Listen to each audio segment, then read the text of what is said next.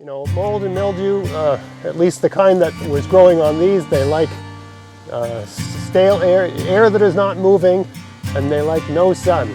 So by putting them in a sunny spot, it basically, you know, you're bombarding them with solar radiation, UV, that sort of stuff.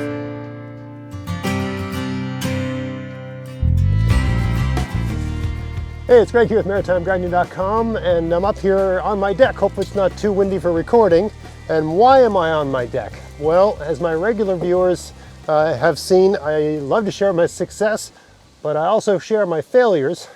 And sometimes I like to, the ideal thing is to share a solution for a failure, or put it another way, a reason to not see a failure as a failure, or a way to rescue your way out of that failure. Okay, so what the hell are you talking about, Greg? I went away for a week, and prior to that, I had harvested all my garlic, and I thought I'd dry them out sufficiently. So I stuck them in a cardboard box, and I put that box on the floor of my garage for storage. Well, all the moisture wasn't out of those garlic. Maybe I needed 5 more days of nice dry day. So when I got home, the garage smelled like mold and mildew. And when I pulled these out from where I'd stored them, they're basically covered in fuzzy stuff. So step one was I took them all out here on the deck on a really sunny day, and I just let the sun at them. I spread them all out so the air could get at them, and I just let the sun at them. You know, mold and mildew, at least the kind that was growing on these, they like stale air that is not moving, and they like no sun. So by putting them in a sunny spot, it basically, you know, you're bombarding them with solar radiation, UV, that sort of stuff. They don't like that situation, so it kills them. It certainly stops it. So I left them out. I basically put them out every day, and it gets a bit damp here at night, so I brought them in every night. So for 2 days in a row, I did that. And at the end of the second day, I took each one and I sort of dusted it off with my hands like that. I removed any skin that came off, and I snipped off anything that I saw. Like they all had stems on them like this, right? So I got rid of that too, because that's a source of water in a sense too, right? So I get rid of all that. These are my long storage garlics, right? So that's step one. And step two, so I've got garlic like this. These are my seed garlic, my biggest and best I use for seed. And I'm just gonna gamble that basically sunning these for 2 days has thoroughly killed off the mold and mildew. It probably has, but I'm not 100% confident that's the case. It doesn't matter for these, because in a few weeks I'm gonna put these back in the ground, right? Mid-September is when you start planting your garlic. So I'm not going to worry too much about that. I think all the mold and mildew was just on the outside, and it didn't find its way in. And why am I so confident in what I'm doing? Because I've had this happen before. This is the second. It doesn't happen every year, but a couple years ago this happened. So I'm going to show you what I did to just give myself peace of mind. So step one is to give them some sun, dust them off really good, pull off a little bit of the skin, you know, and hopefully you're basically removing any of that stuff. Maybe it's lying dormant, maybe the sun hasn't killed it, I don't know well enough. Step one. If your seed garlic is probably fine, you're going to break them up anyway. More of that, I mean, you don't remove the outer shell when you break them up to plant them, but a lot of the clove has a shell, and the head has a shell, right? So when you break these up to get at the cloves, you're removing all of the garlic head shell, but the cloves still have their shell. They should be clean. It wasn't a problem last time this happened. For these, they're going to be sitting in the garage for, now what I'm going to do, basically what I'm going to do is I'm going to drop them all in a bucket of bleach. And this is not 100% bleach. This solution here is the same ratio, 16:1, that you'd use for cleaning a surface that's got a mold or mildew problem. I'm sure you can use other ways to deal with it, but right, so there's a cup of bleach in here and 16 cups of water. And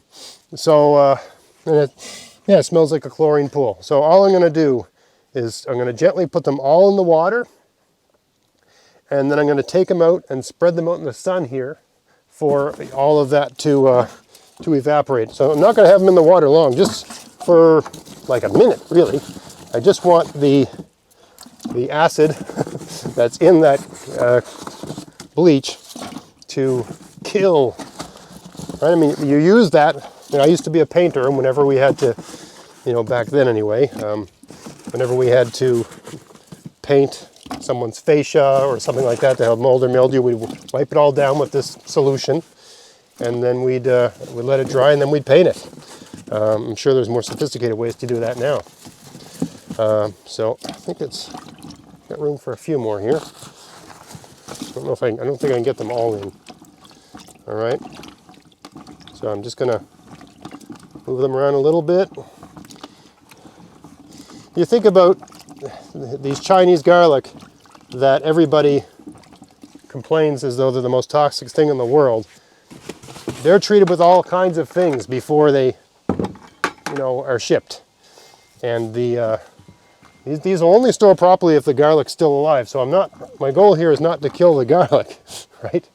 The goal here is to simply kill that exterior mold, the exterior mildew. Get that off of there, right? So I'm taking them back out, trying to be gentle with these. I don't want to bruise them, right? And I'll just let them sit like this all day.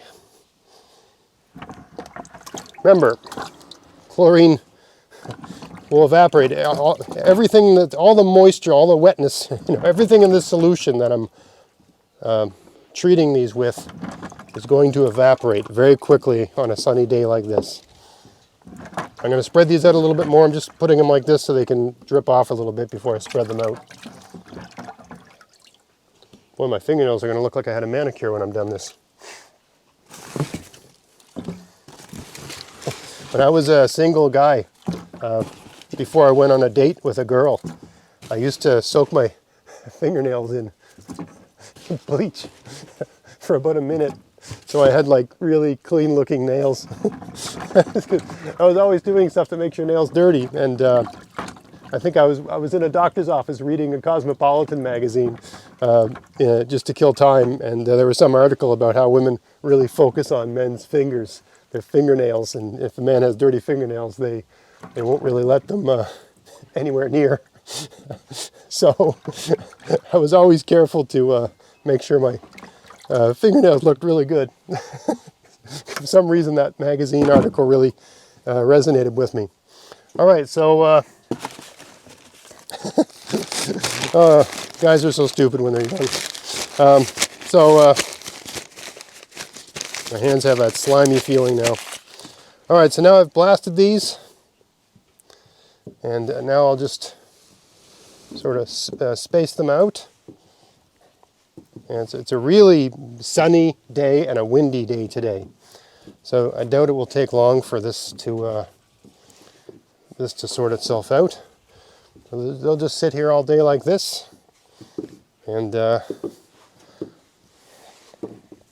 this is not going to affect the flavor of the garlic in any way. It's not like the chlorine is going in the garlic. It's just, you know, again, it's a 16 to 1% solution. And bleach is not 100% bleach. It's basically water with the acid, right? So it's, you know, a very weak solution of chlorine bleach. And it's not going into the garlic, it's just on the skin. Just like the garlic, the chlorine that was on my hands is not in me. I'm not a chlorine man now. Just have a little bit of chlorine residue on my hands, and it is, as we speak, evaporating off of my hands and going into the atmosphere. So, here we go. Done. And here we are in the garage, just to follow up. I've got them all laid on the floor. This is the way they should have been when I went on vacation for a week. Spaced out on the floor in a reasonably cool place. Concrete floor is cool. And up above, I got it turned off right now so I can film, but there's a fan attached to the ceiling, which circulates the air in the garage, keeps the air moving around. No stale air, right?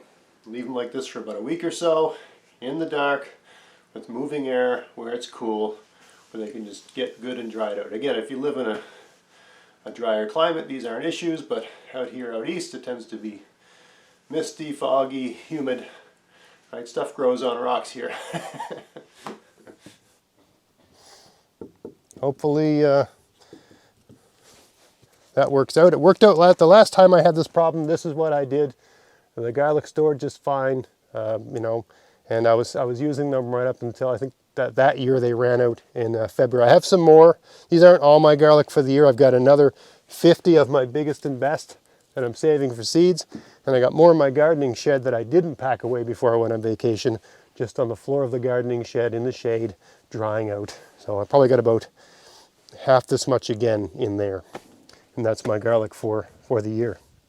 So I hope you found that interesting. I hope, you know, like I don't know how many people plant their own garlic, and you know, you have to, it's an issue where I live because it's just so humid and so moist. Storing your garlic is a very, you know, you have to get them nice and dry before you put them in a box and put them away. If there's any moisture still in them beyond a certain proportion, right? I mean, they still have moisture because they're still alive. But there's a certain amount which works, and there's a certain amount where it's just a fuzzy, moldy, mildewy mess, which is not good. So anyway, hope you found that interesting. If you did, please like, share, subscribe. Check out my podcast, maritimegardening.com. And until next time, get out there, get at it, have fun in your garden. Thanks for watching.